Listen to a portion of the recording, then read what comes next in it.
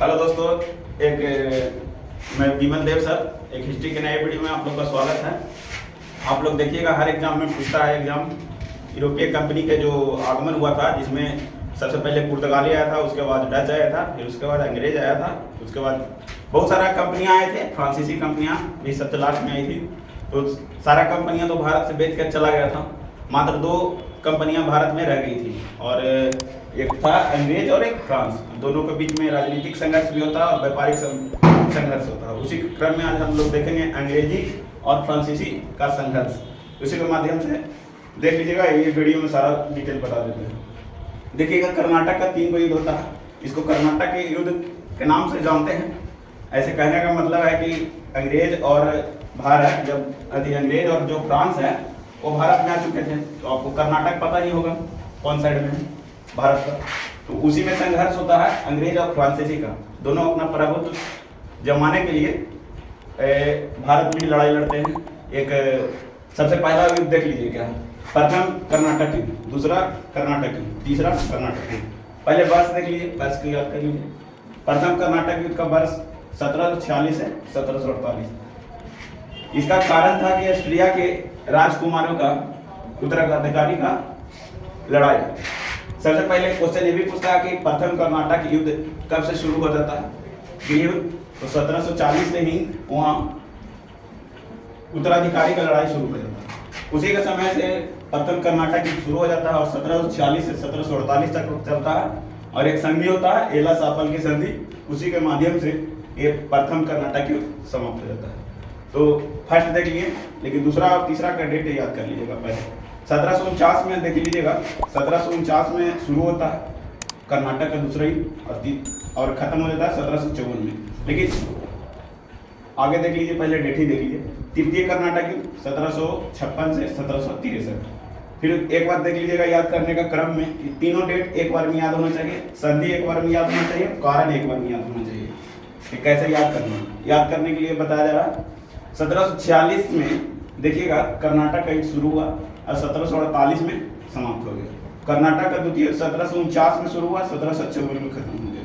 तृतीय में देखिएगा 1756 में शुरू हुआ और 1763 में खत्म हो गया। मतलब जौन सा ईयर में लास्ट होगा ना, उसका वही साल संधि भी होगा। तो संधि एक बार देख लीजिए। संधि 1748 में इसका होता है, एला-सापल की संधि 1748 में। पांडिचेरी का संधि देखिएगा तो एक साल बाद हो जाता है। यहाँ पे पूरा डिटेल में पढ़ने के बाद पता लगेगा क्यों 1755 में खत्म होता है। ऐसे 1754 था तो 1755 याद रख सकते हैं, याद भी हो जाएगा।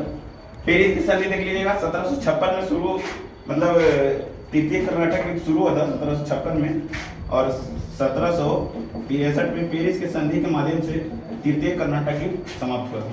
उसके बाद देख लीजिएगा कारण में देख लीजिए, तो ऑस्ट्रिया के राजकुमार का उत्तराधिकारी का मात्र रूप था। ये प्रथम कर्नाटक का युद्ध था। इसमें एक तत्कालिक कारण होता है। तत्कालिक कारण कहने का मतलब अंग्रेज लोग जो होता है ना, एक अंग्रेज लोग है बेनेट, वो फ्रांसीसी के जहाज पे कब्जा कर लेता है। तत्कालिक कारण पूछेगा तो ये मारेगा, और मतलब प्रमुख कारण पूछेगा तो ये मारेगा। ऑस्ट्रिया के राजकुमार के उत्तराधिकारी के लड़ाई। देखिएगा, द्वितीय कर्नाटक युद्ध का कारण दोनों कंपनियों द्वारा भारतीय राजनीतिक में हस्तक्षेप। तो दोनों कंपनियों के द्वारा आप देखिएगा कर्नाटक और हैदराबाद के लड़ाई होता है। उसी के माध्यम से यहाँ अपना प्रभुत्व जमाने के लिए दोनों के बीच लड़ाई होता है। जैसे कर्नाटक में देखिएगा तो चांद साहेब, और हैदराबाद में देखिएगा तो निजाम सागर, ये सब के बीच में लड़ाई होता है। पूरा डिटेल में तो वीडियो नहीं हो सकता, बाकी शॉर्ट में समझ लीजिएगा।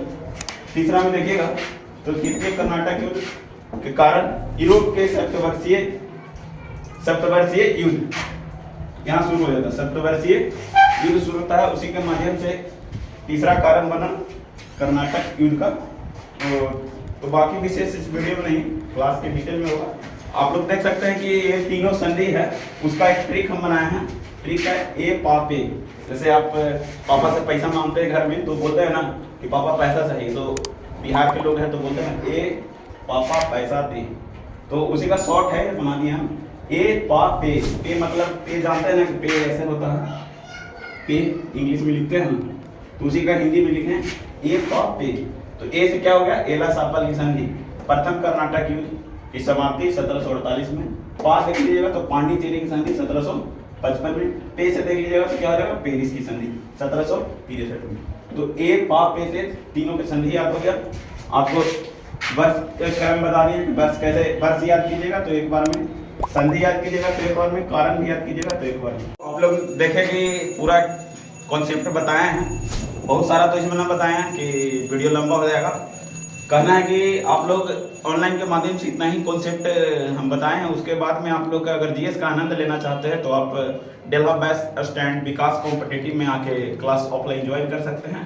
और बाकी पूरा डिटेल्स से एकदम पूरा पोस्टमार्टम जीएस कर दिया जाता है, बायोलॉजी का पूरा अच्छा से पढ़ाया जाता है, फिजिक्स बहुत अच्छा से पढ़ाया जाता है। आप जल्दी से जल्दी क्लास ऑफलाइन ज्वाइन कर लीजिए, आने वाला एग्जाम में आपका एक सीट कंफर्म हो जाएगा। तो वीडियो कहीं पे एंड करते हैं, मिलते हैं नेक्स्ट वीडियो में। धन्यवाद।